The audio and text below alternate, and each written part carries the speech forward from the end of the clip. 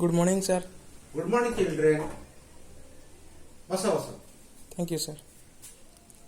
ପିଲାମାନେ ଆମେ ଗତକାଲି ଆଲୋଚନା କରିଥିଲେ ଯେ କେମିତି ଆମମାନଙ୍କର ଅସାବଧାନତା ହେତୁ ଆମେମାନେ ବିଭିନ୍ନ ଦୁର୍ଘଟଣାର ସମ୍ମୁଖୀନ ହେଉଛେ।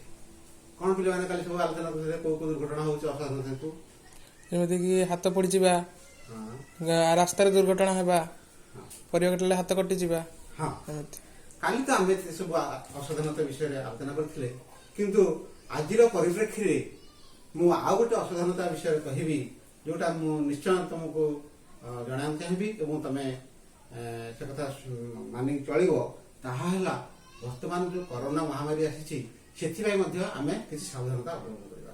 ଯେମିତିକି ଆମେ ମାସ୍କ ୟୁଜ୍ କରିବା, ଯେତେବେଳେ ବି ବାହାରକୁ ଯିବା ମାସ୍କ ୟୁଜ୍ କରିବା, ମାସ୍କ ନାହିଁ ଆମେ ରୁମାଲ ବାନ୍ଧିବା ଏବଂ ଯଦି ପାରିବା ତ ଗ୍ଲୋଭ୍ସ ୟୁଜ୍ କରିପାରିବା ଏବଂ ବାରମ୍ବାର ସାବୁନରେ ହାତ ସଫା କରିବା କିମ୍ବା ଆମର ଡେଟଲରେ ହାତ ସଫା କରିବା, ହ୍ୟାଣ୍ଡ ୱାଶରେ ହାତ ସଫା କରିବା ଏବଂ ସାନିଟାଇଜର ମଧ୍ୟ ୟୁଜ୍ କରିପାରିବା। ଇଏ ତ ଗଲା କରୋନା ମହାମାରୀ ସମ୍ପର୍କରେ ତୁମମାନଙ୍କୁ ସୂଚନା। ଆଉ ତୁମେମାନେ ବେଶୀ ଏବେ ସାଙ୍ଗସାଥି ହେବ ନାହିଁ। ଆମେ ବର୍ତ୍ତମାନ ଆମ ପାଠ ବିଷୟକୁ ଯିବା। କାଲି ଫାର୍ଷ୍ଟ ଏଡ୍ ବକ୍ସ ବିଷୟରେ କିଛି କିଛି ଆମେ ଆଲୋଚନା କରିଥିଲେ। ଆଜି ପୁଙ୍ଖାନୁପୁଙ୍ଖ ସେଇ ଫାର୍ଷ୍ଟ ଏଡ୍ ବକ୍ସ ବିଷୟରେ ଆଲୋଚନା କରିବା ଏବଂ କେମିତି ଫାର୍ଷ୍ଟ ଏଡ୍ ଟ୍ରିଟମେଣ୍ଟ ଦିଆଯାଏ ତାହା ମଧ୍ୟ ମୁଁ ତୁମକୁ ଆଜି କିଛି ଦେଖାଇବି। ଏଇଟା କ'ଣ ପିଲାମାନେ? First aid box. ଏଇଟା ହେଉଛି ଫାର୍ଷ୍ଟ ଏଡ୍ ବକ୍ସ। ଏହା ପ୍ରତି ଅନୁଷ୍ଠାନ ପ୍ରତି ଅଫିସରେ ରହିବା ନିହାତି ଦରକାର। ଯେମିତିକି ଆମର ସମସ୍ତଙ୍କ ଘରେ ଘରେ ଯଦି ଫାର୍ଷ୍ଟ ଏଡ୍ ବକ୍ସଟି ରହିବ ତାହେଲେ ଏହା ବହୁତ ଉପକାରରେ ଆସିବ। ଦେଖିବା ଫାର୍ଷ୍ଟ ଏଡ୍ ବକ୍ସରେ କ'ଣ କ'ଣ ଅଛି। ମୁଁ ବର୍ତ୍ତମାନ ଗୋଟେ ଗୋଟେ କାଢୁଛି।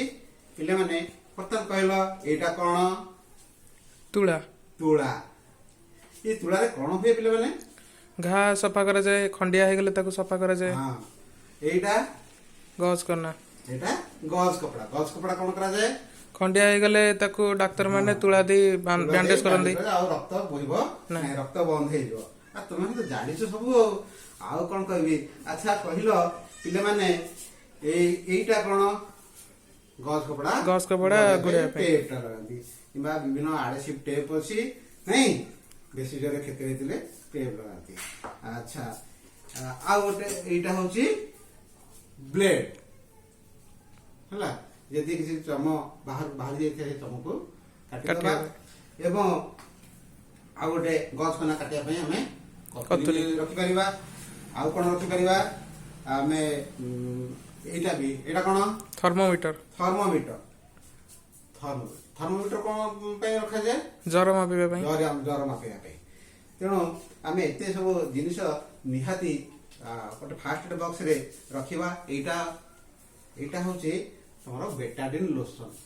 ଏଇ ଲୋସନରେ ଆମେ ଘା ପରିଷ୍କାର କରୁ ଏବଂ ଘାରେ ଲଗାଇଲେ ଏଇଟା ଶୀଘ୍ର ଶୁଖିଯାଏ ଏବଂ ଆଉ ମଧ୍ୟ ଆମେ ବିଭିନ୍ନ ଅଏଣ୍ଟମେଣ୍ଟ ମଧ୍ୟ ବ୍ୟବହାର କରିପାରିବା। ଏଇ ଯେମିତି ଆମର ଏଇ ଯେଉଁ କୋଭିଡ୍ ବେଟାଡିନ୍ ଅଏଣ୍ଟମେଣ୍ଟ ଆମେ ୟୁଜ୍ କରିପାରିବା। ତାହେଲେ ତୁମେମାନେ ଦେଖିଲ ଆମର ପ୍ରାଥମିକ ଚିକିତ୍ସା ବାକ୍ସରେ କ'ଣ କ'ଣ ଜିନିଷ ସବୁ ରଖାଯାଏ। ଏହାକୁ ଆମେ ସମସ୍ତେ ଯଦି ନିଜ ନିଜ ଘରେ ରଖିବା ତେଣୁ ଯେକୌଣସି ମୁହୂର୍ତ୍ତରେ କିଛି ଦୁର୍ଘଟଣା ଘଟିଯିବ ତାହେଲେ ଆମେ ତାର ସଦୁପଯୋଗ କରିପାରିବା। ଆଚ୍ଛା ପିଲାମାନେ କହିଲ, ଏଇ ଯୋଉ ଆମେ ପ୍ରାଥମିକ ଚିକିତ୍ସା କରୁ ଏହା ରୋଗୀକି କେତେବେଳେ କରିବା? ଦୁର୍ଘଟଣା ପରେ କରିବା ନା ଡାକ୍ତରଖାନା ଆସିବା ପରେ କରିବା? ଦୁର୍ଘଟଣା ହେଲା ସାଙ୍ଗେ ସାଙ୍ଗେ କରିବା। ଦୁର୍ଘଟଣା ହେଲା ସାଙ୍ଗେ ସାଙ୍ଗେ କରିବା, ଡାକ୍ତରଖାନା ପହଞ୍ଚିବା ପୂର୍ବରୁ। ବହୁତ ଧନ୍ୟବାଦ। ଏବେ ଦେଖିବା ଆମେ ସବୁ ବିଭିନ୍ନ ଦୁର୍ଘଟଣାରେ କେମିତି କ'ଣ ପ୍ରାଥମିକ ଚିକିତ୍ସା କରିବା। ଯଦି ପିଲାମାନେ ଏବେ ଏବେ ଆଲୋଚନା କରୁଥିଲେ ଯଦି ଖଣ୍ଡିଆ ହେଇଯାଏ ଆମେ ତୁଳା ଦେଇ ଗଜ କପଡ଼ାରେ ବାନ୍ଧିବା। ସେ ଜାଗା ଆଗେ ଡେଟଲରେ ପରିଷ୍କାର କରିଦେବା, ତୁଳା ଦେଇ ଗଜ କପଡ଼ାରେ ବାନ୍ଧିବା। ସେମିତି ଯଦି ଯାଉ ଯାଉ ବାଟରେ ଆକ୍ସିଡେଣ୍ଟ ହେଇ ଆମର ଗୋଡ଼ କିମ୍ବା ହାତ ଭାଙ୍ଗିଯାଏ, ହାଡ଼ ଭାଙ୍ଗିଯାଏ, ଆମେ ସେଠି କ'ଣ କରୁ ନା କାଠ ପଟା ଦେଇ ସେ ହାଡ଼ ଯେମିତି ନ ହଲିବ, ସେ ହାତ ଯେମିତି ନ ହଲିବ ଏ ହାତଟି ଭାଙ୍ଗି ଯାଇଛି ଏ ବାନ୍ଧିକିରି ଆମେ କାଠପଟା ଦେଇକିରି ବାନ୍ଧିଛୁ ଯାହାଫଳରେ ସେ ହାଡ଼ଟି ଠିକ ଭାବରେ ରହିଛି। ରହିଯିବ। ଏବଂ ସେମିତି କୌଣସି ଜାଗାରେ ଯଦି ଆମେ କଣ୍ଟା ବଡ଼ ବଡ଼ କାନ୍ଥରେ କଣ୍ଟା ବଡ଼ ବଡ଼ ଯଦି ହାତଟି ବାଡ଼ି ହେଇଗଲା ତାହେଲେ ଆମେ ସେଠି କ'ଣ ଦେବା ବରଫ ଲଗାଇବା। ଆଚ୍ଛା ପିଲାମାନେ ତମେ ଏଥର ଏ ଆମ ପ୍ରାଥମିକ ଚିକିତ୍ସା ବିଷୟରେ ସବୁ ଜାଣିଲ ନା? ଆଜ୍ଞା ସାର୍। ନିଶ୍ଚୟ ମନେ ରହିବ ମୁଁ ଭାବୁଛି। ଆଜ୍ଞା ସାର୍। ତାପରେ ଆମେ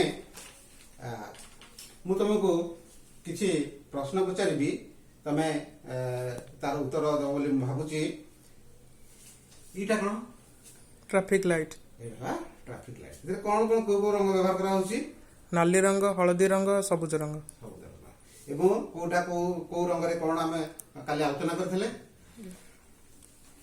ଏବଂ ଯେତେବେଳେ ଆମେ ରାସ୍ତାରେ ଯିବା ନିହାତି ଏ ଲାଇଟ୍ ପ୍ରତି ସଦାବେଳେ ଧ୍ୟାନ ଦେବା ଏବଂ ରାସ୍ତାରେ ଗଲାବେଳେ ଧୀରେ ଗାଡ଼ି ଚଲେଇବା ନା ଦ୍ରୁତ ଗତିରେ ଗାଡ଼ି ଚଲେଇବା? ଧୀରେ ଗାଡ଼ି ଚଲେଇବା। ଧୀରେ ଗାଡ଼ି ଚଲେଇବା। ଠିକ ଅଛି। ହଉ ପିଲାମାନେ ମୁଁ ବର୍ତ୍ତମାନ ତମକୁ କିଛି କାର୍ଯ୍ୟପତ୍ର ଦେଉଛି ତୁମେ ସେ କାର୍ଯ୍ୟପତ୍ର ଗୁଡ଼ିକ ପୂରଣ କରିବ। ଆଜ୍ଞା। ହଉ ଧନ୍ୟବାଦ।